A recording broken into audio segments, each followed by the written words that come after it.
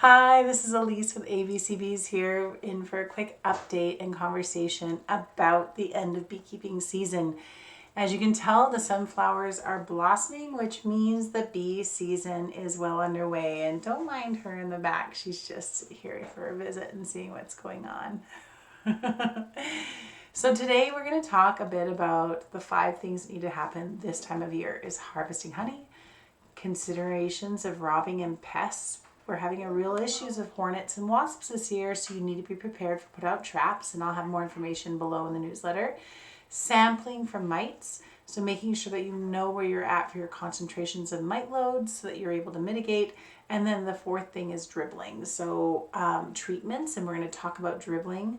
And then the 5th thing is talking about winter weight and feeding. So this newsletter that is going to be connected to this video is very comprehensive about what needs to happen between today in August until you're ready to go into winter at the end of September in the prairie. So there's a lot of management that needs to happen. The busiest bee seasons are in the spring and in the fall because you need to start preparing your hives for success. So the number 1 step was talking about harvesting honey. So there's a couple of tips I have for harvesting honey. Tip number 1 is always compress your brood. So you're always inspecting from the bottom to the top. So you tip the top boxes, go through the bottom box, and then you're going to organize it. If you find frames of honey or just straight pollen in the bottom box, remove them. You want to make sure that whatever is in the bottom box is exclusively brood. So if I have 10 frames in the bottom box, Langstroth box, and there's 2 of them are honey and the other 8 are brood, I'll take those 2 honey, I'll make sure the queen's on them, and I'll just tip them at the landing board. And then I'll have the second box, the box that's in the second position above the bottom box, on a lid, sitting flat, kind of cross from it so you can inspect it. I'll move my stool over and I'll inspect the second box. Any frames of brood that I can find will be dropped into the bottom box, so taking up the space of those 2 frames, and then consolidated into the middle if I have an excess of 10 frames of brood. Now if I do, this means that I'm going to have more brood frames than honey frames. So filling that second box full of honey isn't going to be putting me at my winter weight. So I like to store whatever surplus honey out of the supers above those 2 brood boxes to make sure that as the queen decreases in brood rearing, and you'll see in the picture below that bell curve of seasonal management, the queen is going to go from 2,000 eggs a day down to 500 eggs a day in the coming weeks. So what ends up happening there is you're going to have a hatching of brood in the coming weeks, and then boom, it'll look like you're queenless and you're going to panic because you're not going to see eggs everywhere. Calm down, take your time. A couple of eggs means you have your queen right. So you want to make sure that you're looking for that vacancy in a couple of weeks so that you're able to pull those empty frames of historically brood comb, shake the bees off, and then backfill that with honey so that if you're wintering in a double, you have a box full of honey above and a box full of brood below. Now we're in a pollen flow right now, so we are having goldenrod, thistle, sunflowers. There's an enormous amount of pollen resources available in nature, and the benefit of that is drought doesn't really affect pollen production. It affects nectar production because of the water availability of the plants, but it doesn't necessarily affect pollen production. So you're going to see that backfilling of the brood nest in the bottom chamber with pollen. Now the second thing I really want you to focus on when you're harvesting honey has a lot to do with what you're taking. So really when you're looking at your combs, you want to make sure that 60% of your honey is capped. Now that's not 60% of each frame, that's 60% of the total harvest is capped because you want to be aiming below 18% moisture content in your honey. You can get a refractometer. I know there's quite a few places that sell them. And refractometers, you just kind of hold them up to the sunlight and it'll show the moisture content on a grid on a scale, inside the refractometer with the honey on the lens. And so you want to aim around 18% or less of moisture content. You can be as high as 20%, but you're running the risk of fermentation in the jar. I have honey right now that is not capped. I have my refractometer in the field and I'm poking at the honey and looking through and it's at 16%. The bees just haven't capped the honey with wax, but it is ready for harvest. So keep that in mind that it's been really dry, that the honey that you are seeing in the hive, even though it's not capped, could be very dry and not necessarily something that's at risk of fermenting. So observe. If you see uncapped honey, poke at it, right? One of my key terms, if you don't know, poke at it. And tack it. If it's really wet or moist, or you can shake the frame and the nectar comes pouring out, it's too wet. But if you're feeling it and it's sticky and very viscous, then you know that your honey is going to be pretty good if you don't have a refractometer. And number 3, always have a hand washing station in the field with you nowadays. It's too much honey, too sticky to not have something for your gloves, your hands, your tools while you're out there beekeeping. And always bring a bed sheet or tablecloth or a tarp, something that you can cover up the honey that you're harvesting so that wasps aren't robbing. And if you are in a really dry area where there's a dearth right now, where nature's not providing food, that you're covering that up. So that's some advice about harvesting honey. Now, robbing and pests, like I just mentioned, robbing is a real issue. The sheet will help limit robbing. But when you're out harvesting honey, this is where the hand washing station is important, as well as maybe a Tupperware container or something. So any residual combs or honey or anything that falls off, that you're able to retain it and clean it up. And once the honey water from rinsing your hands is done, you want to walk a fair distance away from your apiary to dump it out, or even take it in the house if you're an urban beekeeper or rural beekeeper close by, and dump it down the drain, because you don't want to be luring wasps to your apiary. Now, in the newsletter below, I have a really cheap hack for making wasp traps in your backyard. The key with wasps is you always use meat or fish water or something like that.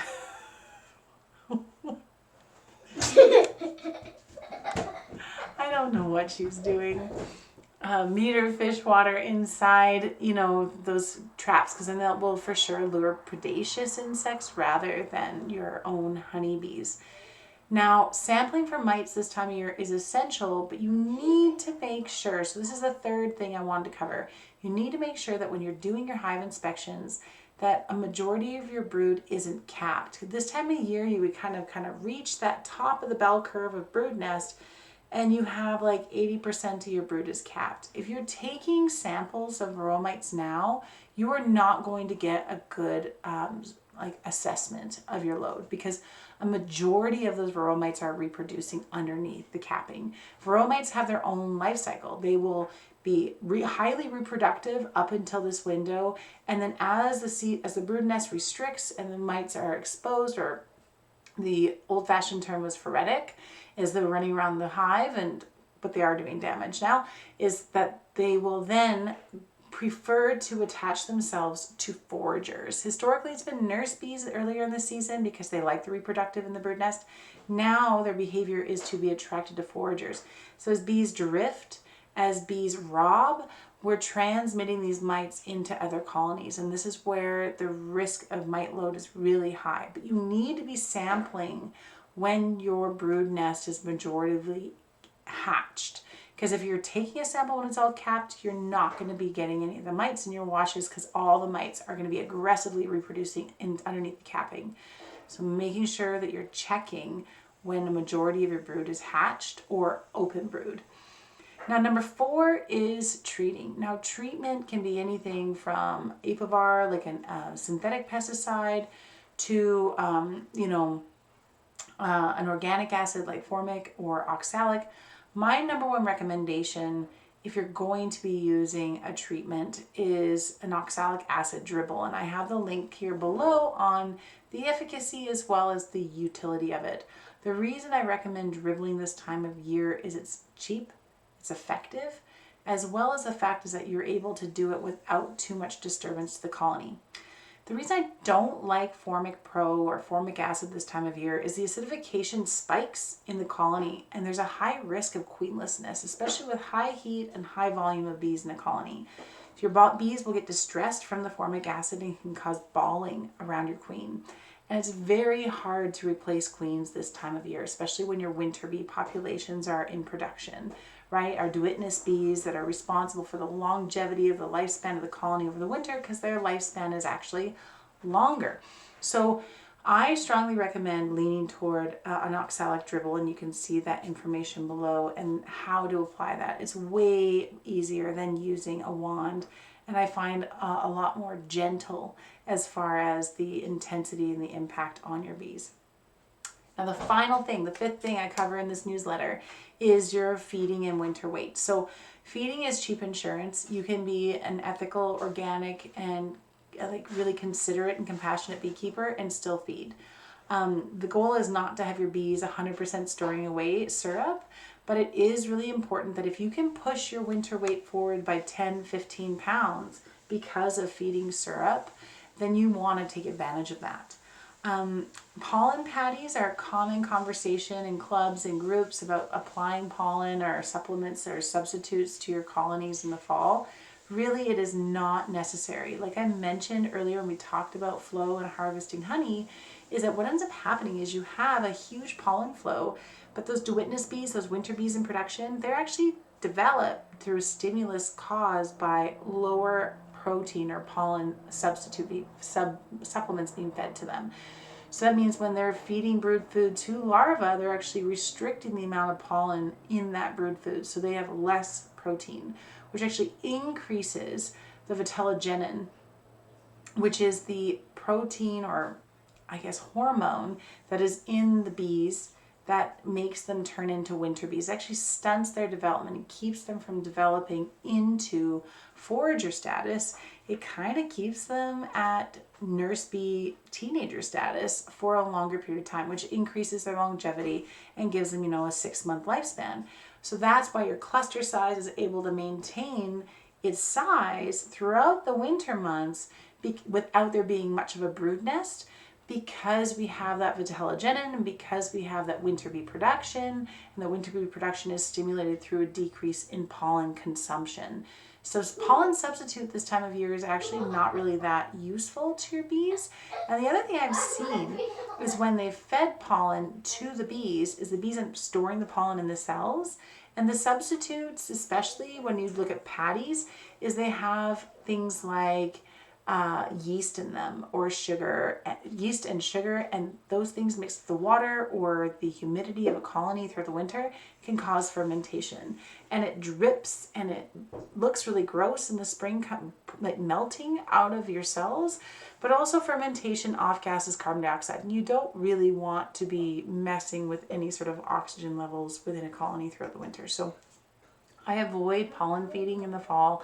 I really support the use of syrup and supplementary feeding of syrups in the colony. So read the newsletter below that we're providing for you this week. It is fall. We have those sunflowers blooming, and it's the busy season. It's the harvest. So I strongly recommend you go through the resources provided and take your fall management seriously, because this is what is going to really help you be indicative of going into winter. Now, best of luck. If you have any questions, send me an email, post it on Facebook, send me an Instagram feed. I really like the questions coming in, and I really want to support all of you for being as successful beekeepers as possible. So it's so great to have you watching these videos and to participating in our newsletters. Take care, and we will be chatting soon.